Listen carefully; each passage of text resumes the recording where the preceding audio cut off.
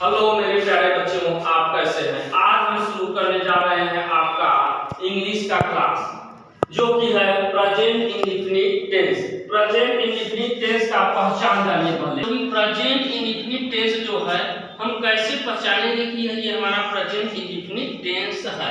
तो सबसे पहले लिखते हैं इसका पहचान क्या है। जिस वाक्य के क्रिया के अंत में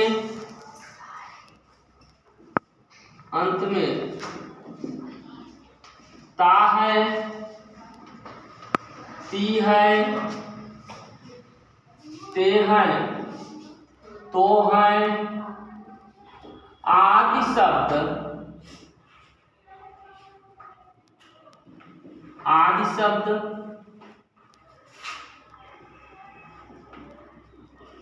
आते हैं, उसे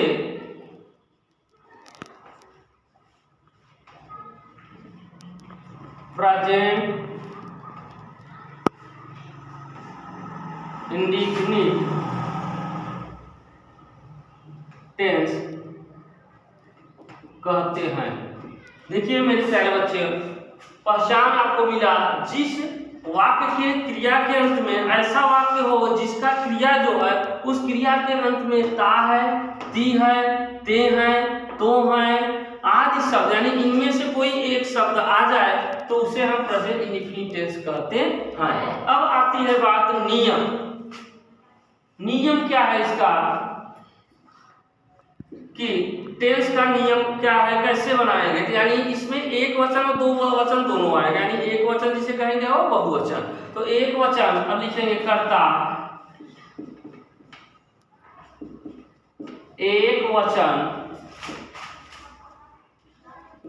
के साथ क्रिया के फर्स्ट फॉर्म में यस तथा यस लगाते हैं। यदि हमारा एक वचन है तो क्रिया के फर्स्ट फॉर्म में यस या यस लगाएंगे, और यदि बहुवचन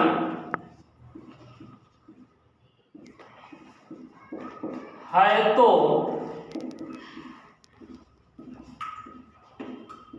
क्रिया में यस तथा यस नहीं लगाते हैं। पहचान के बाद नियम हमारा क्या मिला कि यदि कर्ता एक वचन है तो क्रिया के फर्स्ट फॉर्म में यस या यस लगाओ, और यदि एक वचन नहीं है तो क्रिया यदि बहुवचन में है तो हम यस या यस नहीं लगाएंगे। बात समझ में आई। तो इसका नियम ये हुआ। अब हम इसका स्ट्रक्चर लिख देते हैं, कैसे बनाएंगे।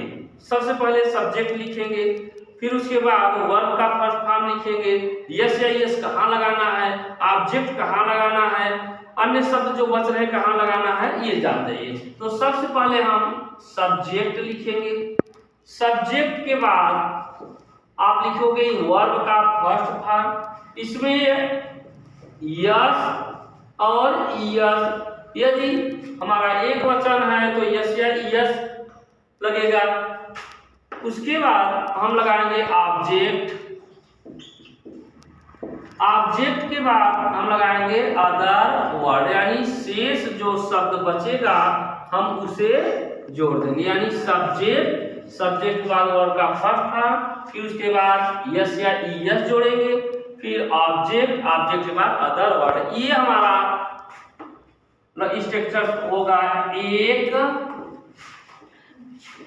वचन के साथ, यानी ये जो हमारा नियम लागू होगा एक वचन के साथ। और यदि हमारा बहुवचन मिले तो सब्जेक्ट के बाद वर्ब का फर्स्ट फॉर्म प्लस, अब यस या यस इसमें नहीं जोड़ेंगे, उसके बाद ऑब्जेक्ट के बाद अदर वर्ड, ये हमारा मिलेगा बहुवचन के साथ। एक वचन है तो ये करेंगे और बहुवचन हमारा है तो ये वाला।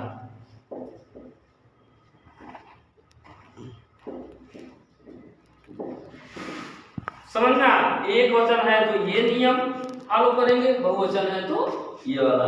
ठीक, अब एक एग्जाम्पल आप लोग को लिखते हैं। फॉर एग्जाम्पल, जैसे मीरा पत्र लिखती है। अब बात कहा जाए कि ये कौन सा टेंस है, आप कहते हो प्रेजेंट इंडेफिनिट टेंस। तो हमने कहा कैसे पहचाने आप, तो आप कहोगे कि क्रिया के अंत में, यानी मीरा पत्र लिखती है। पत्र कौन लिखता है? मीरा लिखती है। तो लिखना जो है वो क्रिया है, लिखना। तो लिखने में क्या आया है? ताते कुछ आया है, ती आया है, यानी प्रेजेंट इंडेफिनिट टेंस है। दूसरा नियम फॉलो कर रहे हैं कि एक वचन है कि बहुवचन। तो मीरा अकेली है, तो मीरा हमारा क्या है? एक वचन। तो एक वचन मिला यानी प्रेजेंट इंडेफिनिट टेंस मिला और एक वचन मिला। तो हम ये वाला नियम लगाते हैं, यानी पत्र कौन लिखता है? मीरा। तो मीरा क्या हो गई? सब्जेक्ट, जिसे बोला जाए तो कर्ता, यानी पत्र लिखने वाला कौन है? मीरा। तो मीरा हो गई सब्जेक्ट, यानी सबसे पहले लिखेंगे मीरा। ठीक, उसके बाद वर्ब का फर्स्ट पार्ट, यानी मीरा क्या कर रही है? लिख रही है, तो राइट। अब उसके बाद यस या यस जुड़ेंगे तो राइट्स, मीरा राइट्स। क्या लिख रही हैं? पत्र, यानी ऑब्जेक्ट हमारा क्या हुआ? A letter. हमारा क्या मिला? लेटर। अब उसके बाद बच्चों ध्यान दीजिए, अब अदर वर्ड कुछ है नहीं है, यानी हमारा ये वाक्य पूरा बन गया कि Meera writes a letter. Second number आता है बहुवचन में, देखा जाए तुम लोग बाजार जाते हो। तुम लोग बाजार जाते हो, इसको भी पहचानिए कौन सा टेंस है? प्रेजेंट इंडेफिनिट, क्योंकि क्रिया के रूप में ता है, ती है, में से आया ना ते हो। ठीक, तो प्रेजेंट इंडेफिनिट हुआ। कौन सा है? एक वचन या बहुवचन? तो ये तुम लोग बहुवचन है। ठीक है, तुम लोग के साथ क्या होना चाहिए? ये वाला नियम।